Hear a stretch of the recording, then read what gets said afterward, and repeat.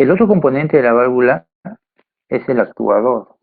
Tal vez podríamos decir que el actuador vendría a ser el elemento final de control. Claro que el actuador es parte de la válvula. El elemento final de control es la válvula de control. Pero si queremos ser más exactos, dentro de la válvula es el actuador el elemento final de control. Porque el actuador es el que recibe la señal del controlador. Y luego de recibir la señal del controlador, el actuador es el responsable de mover el tapón dentro de la válvula. Y como consecuencia de ello se modifica el flujo. Acá tenemos varios tipos de actuadores. Fíjense, acá hay un actuador. Todo este es el actuador. Acá hay otro actuador.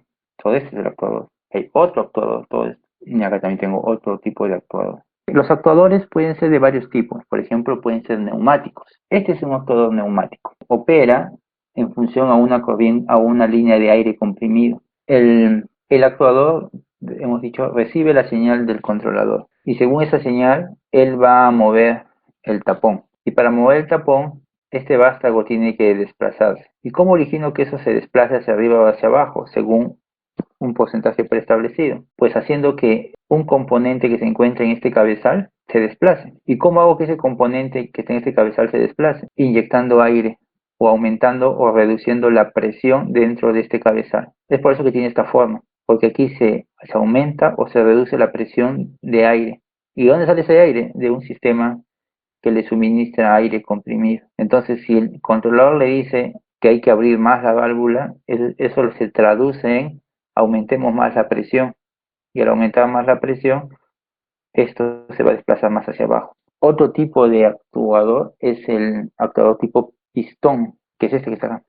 Aquí dentro está el pistón. O el actuador electrohidráulico, como este que está aquí, que en lugar de utilizar aire, utiliza una sustancia hidráulica, un aceite en realidad, o un actuador electromecánico, como este que está aquí. Ahora, el más utilizado es el neumático, el primero, y es el que vamos a ver justamente con un poquito más de detenimiento. El actuador neumático tiene esta forma en la parte interior. Tiene un diafragma que está ubicado en esa zona. Está en medio de esta cámara de aire. Esta cámara de aire está formada por estas dos piezas, ¿ves? Por eso que está acá empernado. Y en medio está el diafragma, que es como un disco flexible. Tengo acá el diafragma. Este es un resorte que está conectado al diafragma y el vástago. El vástago es esta varilla metálica que va directo unido hacia el tapón. El vástago es el que va a subir y va a bajar. Y este vástago está conectado al diafragma. Fíjense que en el cabezal hay una corriente de aire conectado. Acá hay un resorte, ya está el vástago, tapón, el asiento. Se le suministra una entrada de aire, pero ¿por qué se le suministra una entrada de aire? Porque el controlador le está mandando una orden a la válvula, que haya más o que haya menor flujo. Eso se traduce en una señal neumática. Se traduce en que hay que inyectarle un poco más de aire, hay que aumentar la presión de esta línea. Ese aumento de presión de aire se suministra aquí en el cabezal. Y eso origina que la presión, en este caso en la parte superior, aumente. Y eso a su vez origina que este diafragma sea empujado, en este caso hacia abajo. Al empujarse el diafragma hacia abajo y el estar conectado al vástago,